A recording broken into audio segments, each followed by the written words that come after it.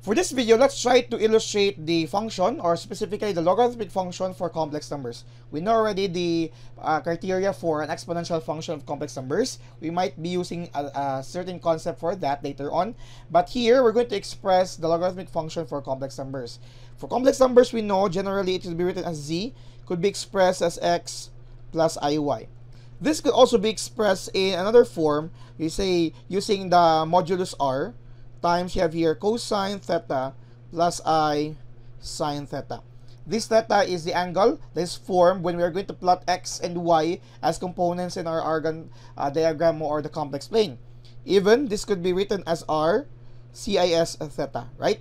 Now, I'm introducing this because we also have another way of writing complex numbers in terms of Euler, okay? So we can actually write in this manner your r, the same modulus, e to the power of I times theta. Okay, so the same theta, the same angle. That's why I presented the other forms as well. Now, let me concern ourselves here, because later on, if we're going to have certain function, let's say w is a function of z, and if this is expressed as a logarithmic function, let's use the natural logarithm of z. We're just taking the natural logarithm of z here, and z stands for this. So if we're going to take out w as a function of z, in terms of logarithm of z, we are also getting the natural logarithm of its equivalent r e to the power of I theta.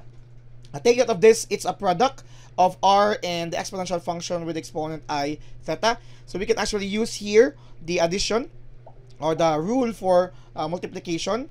We have here the natural logarithm of r plus the natural logarithm of e to the power of I theta. Okay, so with this now, take note that these two are actually, we call this inverse functions, or they could neutralize one another. So the final form of our function, which is a logarithmic function in terms of natural logarithm of z, is equivalent to natural logarithm of r plus I theta. This is the general form of the logarithmic function for complex numbers. Now take note that for some cases, this theta here do not just stand for 1, because sometimes the natural logarithm is a multiple valid function. It could have a lot of values. So for other references and other notations can be used here is this one here. The natural logarithm of z is equivalent to natural logarithm of r plus, you'll be using here I times 0 plus 2k theta, pi, okay, 2k pi, where k is actually 0, and then you have your plus -1 plus -2, so on and so forth, as we're talking about the multiple coterminals of our certain angle. But generally for 1, this is a single valid function for this one, but it can also be expressed as a multiple valid function for this, for any value of k.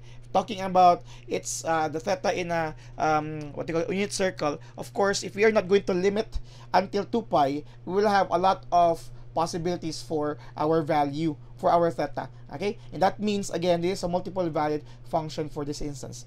So again, this is the logarithmic function for complex numbers, and this is its form. Thank you very much for watching.